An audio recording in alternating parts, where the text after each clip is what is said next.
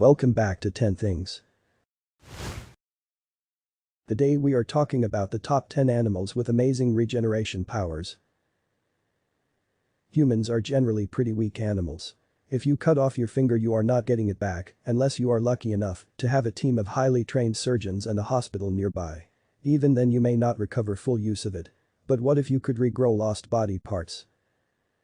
Of course to some extent we do heal from wounds, but our puny human bodies are nothing compared to some animals. Here are 10 animals with the power to regenerate their bodies that put humans to shame. They are all awful. Number 10. Sea slugs. Sea slugs are much more interesting than their name suggests. As well as being, well, slugs that live in the sea, they have a variety of talents. Some sea slugs can defend themselves by stealing the stinging cells from jellyfish and reusing them. Some can eject ink or slime to scare off attackers. And then there are those who cut off their own head. Elysia marginata is a type of sea slug that thinks nothing of losing its head, or rather its entire body. Normally this sea slug lives by munching on algae. Instead of just taking all the nutrients, the slugs manage to harness the chloroplasts in the algae and incorporate them into their bodies. The slugs can take energy directly from the sun. But being slugs, they are relatively defenseless to a host of other animals and parasites.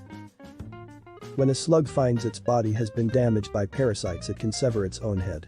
Having decapitated themselves, the head then begins to crawl around and go on feeding. Over time the slug regenerates an entirely new body. The abandoned body does not die straight away and its heart goes on beating, but they never manage to grow a new head of their own.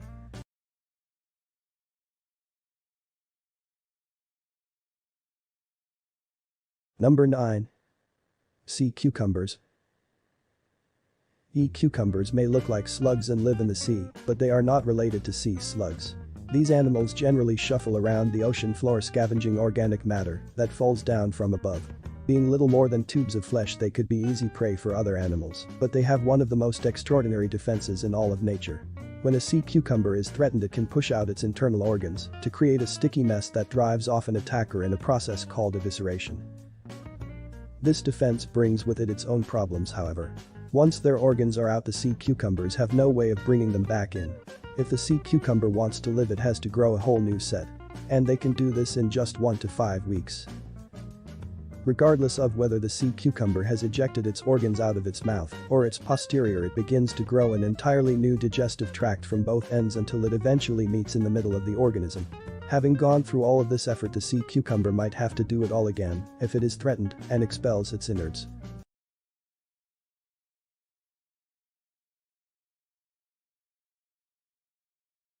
Number 8.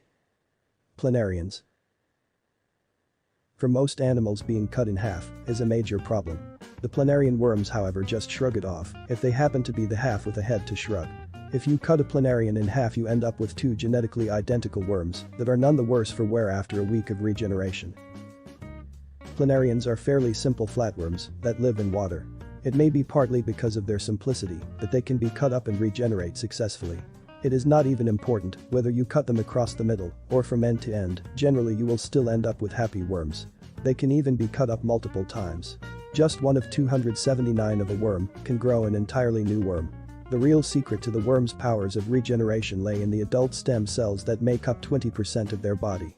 These cells retain the ability to form all sorts of new tissues throughout a worm's life cycle, so can replace anything that has been lost, even if it is the brain.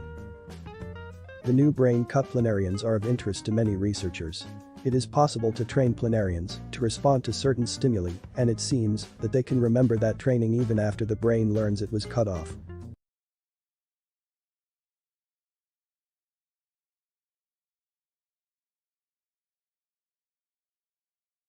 Number 6. Sponges. Few animals would enjoy being pushed through a sieve or put in a blender, but for sponges it is just another day in the lab. Sea sponges are among the most simple animals on the planet. They have no circulatory, nervous, or digestive systems. Their cells are largely undifferentiated and can change into a number of types over the course of a lifetime. But sponges have one big trick that allows them to thrive. If you break up sponges into individual cells, then the cells will begin to clump together again. If the groups of cells have the right makeup of cell types, then they will be able to grow into a full sponge. If you break up two sponges and mix their cells together, then the cells from each individual are able to identify their own and will separate on their own. This ability to regenerate from fragments is helpful in the ocean, where bits may be broken from a sponge by the action of waves. The small bits of sponge can then be carried to new habitats and set up home there. Number 6. Sponges. Few animals would enjoy being pushed through a sieve or put in a blender, but for sponges it is just another day in the lab. Sea sponges are among the most simple animals on the planet. They have no circulatory, nervous, or digestive systems. Their cells are largely undifferentiated and can change into a number of types over the course of a lifetime. But sponges have one big trick that allows them to thrive. If you break up sponges into individual cells, then the cells will begin to clump together again. If the groups of cells have the right makeup of cell types, then they will be able to grow into a full sponge. If you break up two sponges and mix their cells together, then the cells from each individual are able to identify their own and will separate on their own. This ability to regenerate from fragments is helpful in the ocean, where bits may be broken from a sponge by the action of waves. The small bits of sponge can then be carried to new habitats and set up home there.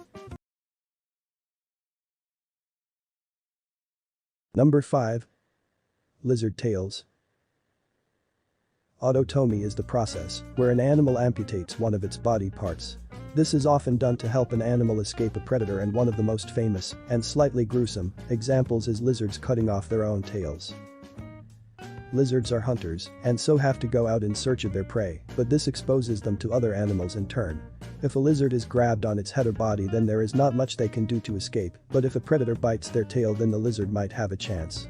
Many lizards have certain weak spots in their tail that can be weakened further by contracting their muscles. This separates the tail, vertebrae and all. The tail then falls off, giving the lizard a chance to escape. Some lizard tails that have been amputated continue to wriggle to distract their attacker. The lizard that survives losing its tail can grow another tail over a number of months.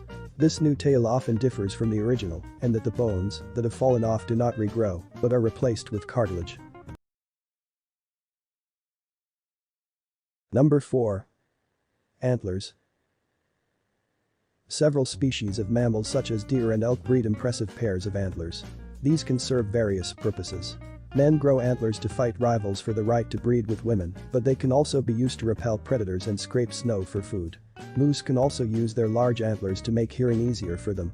But what a lot of people don't realize is that most of the antlers grow back every year, and it's a bloody business. In spring, male deer shed their old antlers and new ones begin to grow. The new antlers sprout from bony ridges on the skull and can grow incredibly quickly. The new antlers are covered with a soft fur known as velvet. Inside this velvet are blood vessels that feed the growing antlers with the nutrients they need. Once grown, the cartilage of the antlers is replaced with bone and the velvet falls off in a bloody mass.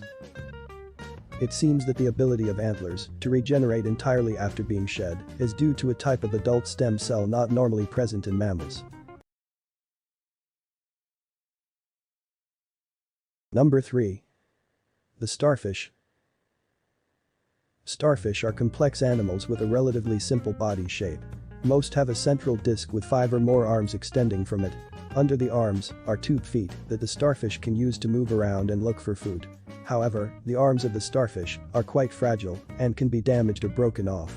What then happens is that the starfish grows a new limb, or the severed arm grows a new starfish. If the separated arm contains at least a portion of the central disc, then it will likely be able to grow a new body. Most of the time a starfish will lose one of its arms to an attack. Sometimes the starfish will sever its own arm in an attempt to escape. If it is pulled off, then it is more likely to carry part of the central disc away.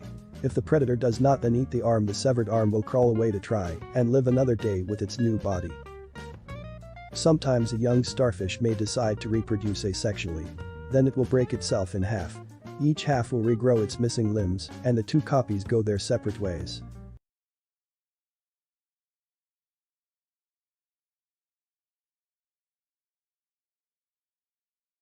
Number 2. Hydra. Hydra are tiny aquatic organisms with a simple structure. They have a head with stinging tentacles and a foot that allows them to be attached to solid objects.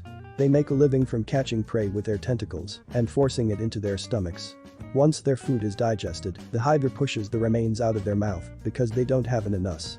That might not sound like a lot of life, but hydra seems to be making the most of it. They can be immortal. If you take a hydra and cut it in half, then each half will regenerate into a smaller hydra. If you cut them up into many fragments, then you might end up with many hydra. This is because most of a hydra is made up of stem cells, each with the ability to grow into an entirely new hydra. So long as portions of the protein skeleton of the hydra survive the cutting, then the organism can reform perfectly. The stem cells of the hydra also explain their immortality. Throughout their lives, their stem cells keep replenishing themselves.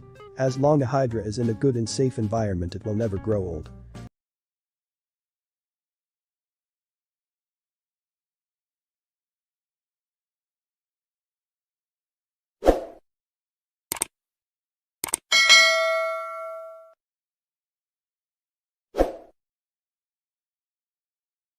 Number 1.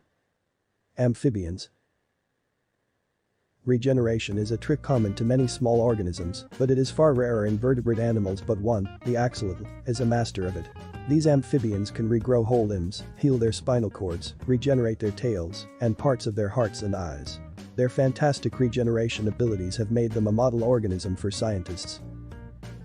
When some organisms regrow a body part, the replacement is not as good as the original. In axolotls, the regenerated tissue is indistinguishable from the original. The axolotls are able to do this by taking matured tissues like blood and muscles around the point of amputation revert to undifferentiated cells similar to stem cells.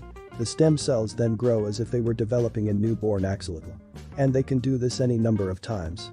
If you were a sufficiently sadistic researcher, you could continue cutting off an axolotl leg forever and it would always grow back. One thing the axolotls cannot regenerate is their natural habitat. Today they are found in only a few places near Mexico City.